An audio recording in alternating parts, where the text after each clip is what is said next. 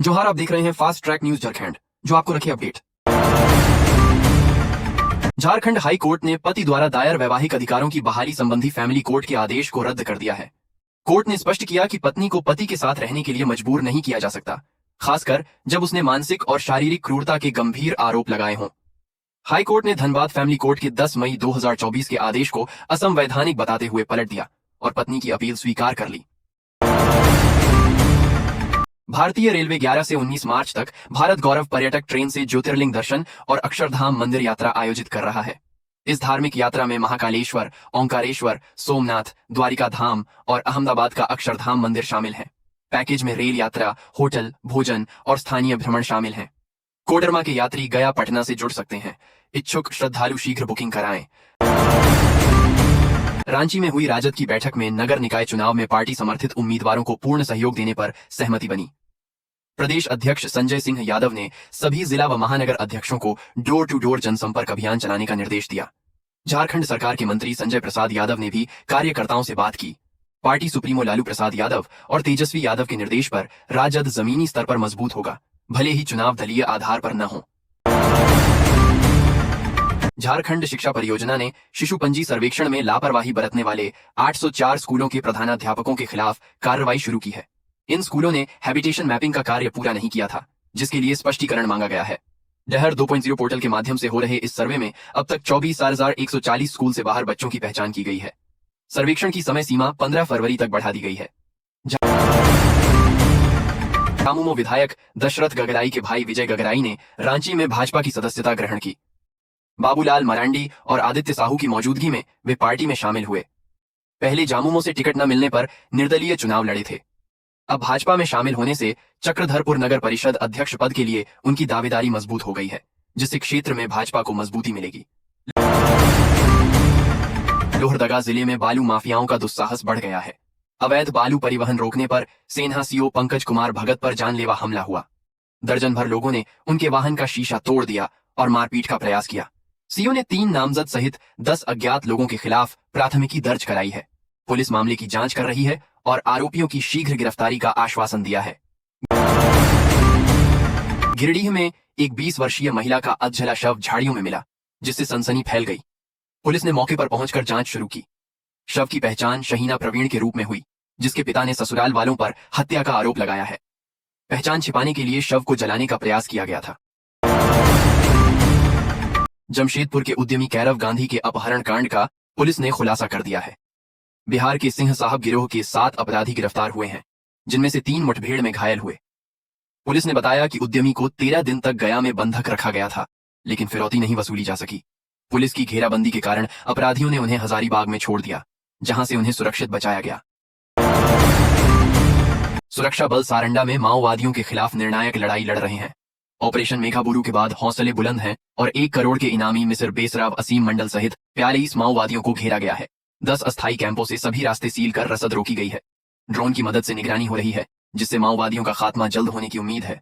Operation मेघाबुरु की जांच CID करेगी।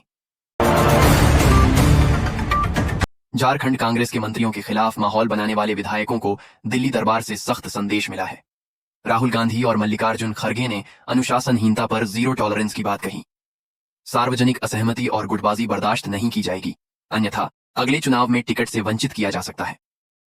आला कमान ने संगठन और सरकार के बीच समन्वय बनाए रखने तथा शिकायतों को आंतरिक मंचों पर रखने पर जोर दिया। राज्य में 64 इंस्पेक्टरों को डीएसपी पद पर प्रोन्नति मिले 7 माह हो गए, लेकिन पदस्थापन नहीं हुआ। इस कारण 4 और अधिकारी शनिवार 31 जनवरी को इंस्पेक्टर के रूप में ही सेवानिवृत्त हो जाएंगे। उन्हें डीएसपी पद का लाभ नहीं मिलेगा। झारखंड पुलिस एसोसिएशन ने सरकार के प्रति नाराजगी व्यक्त की है। गृह सचिव ने सेवानिवृत्त होने वाले अधिकारियों के पदस्थापन का आश्वासन दिया है। इसको लेकर झारखंड पुलिस में नाराजगी है। जमशेदपुर के कदमा थाना क्षेत्र से एक महिला अपने 2 छोटे बच्चों के साथ संदिग्ध परिस्थितियों में लापता हो गई है। लैला कुमारी नामक यह महिला गुरुवार शाम ट्यूशन पढ़ाने निकली थी, लेकिन वापस नहीं लौटी। परिजनों ने अनहोनी की आशंका जताते हुए पुलिस में शिकायत दर्ज कराई है। पुलिस मामले की जांच कर रही है और महिला व बच्चों की तलाश जारी है।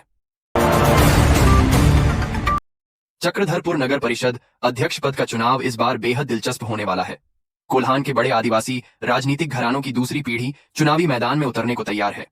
सन्नी उरांव, उदय मांझी और अनुप्रिया सोए जैसे प्रमुख नाम सामने आ रहे हैं। खरसावां विधायक दशरथ गागराई के भाई विजय सिंह गागराई भी भाजपा से ताल ठोंक सकते हैं। सदर अस्पताल की ओर से रातों रात दीवार खड़ी करने से वकील आक्रोशित हो उठे। धनबाद सिविल कोर्ट के अधिवक्ताओं ने दीवार निर्माण और पार्किंग समस्या को लेकर पेन डाउन हड़ताल की। इससे न्यायिक कार्य पूरी तरह ठप रहा। एसडीओ और डीएसपी ने शुक्रवार सुबह तक दीवार हटाकर गेट लगाने और पार्किंग समस्या के समाधान का आश्वासन दिया। शुक्रवार को भी धरना जारी है। बोकारो के सेक्टर 6 थाना क्षेत्र अंतर्गत बोकारो स्टील सिटी कॉलेज के समीप झाड़ियों में एक अधेड़ उम्र की अज्ञात महिला का शव मिलने से इलाके में सनसनी फैल गई। सुबह मॉर्निंग वॉक पर निकले लोगों ने झाड़ियों में शव देखकर तुरंत पुलिस को सूचना दी। जानकारी मिलते ही पुलिस मौके पर पहुंची और शव को कब्जे में लेकर जांच शुरू कर दी। रांची में न्यायिक दंडाधिकारी सार्थक शर्मा की अदालत ने चेक बाउंस से जुड़े 2 अलग अलग मामलों में अहम फैसला सुनाया है। अदालत ने आरोपी मुकेश कुमार को दोषी करार देते हुए 2 वर्ष की सजा सुनाई। साथ ही शिकायतकर्ता पंजाब नेशनल बैंक के पक्ष में 2.5 करोड़ रुपए की मुआवजा राशि भुगतान करने का निर्देश दिया गया है। झारखंड से फरार होकर विदेश में बैठे कुख्यात गैंगस्टरों के खिलाफ शिकंजा कसने की तैयारी तेज कर दी गई है। सीबीआई निदेशक द्वारा राज्य पुलिस को भेजे गए पत्र के बाद प्रत्यर्पण संधि के तहत इन अपराधियों को भारत लाने की प्रक्रिया में तेजी आई है। फिलहाल झारखंड के 3 गैंगस्टर विदेश में रहकर अपने अपने गिरोह का संचालन कर रहे हैं। उत्तर भारत में हो रही बर्फबारी का असर अब रांची समेत पूरे झारखंड में साफ दिखने लगा है। भले ही न्यूनतम तापमान में बीते 24 घंटे में बढ़ोतरी दर्ज की गई हो, लेकिन ठंडी हवाओं के कारण दिन भर सर्दी का एहसास बना रहा। सुबह और शाम धुंध छाए रहने से ठंड और ज्यादा महसूस की गई।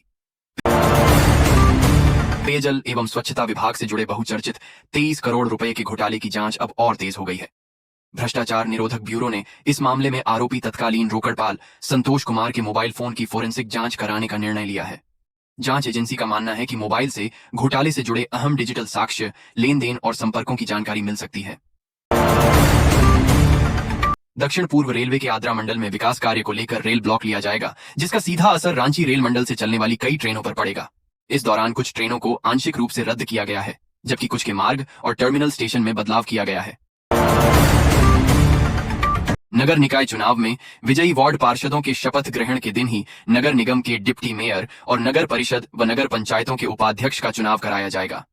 राज्य के सभी 48 नगर निकायों में यह चुनाव 17 मार्च से शुरू होकर 27 मार्च तक पूरा करने का लक्ष्य तय किया गया है।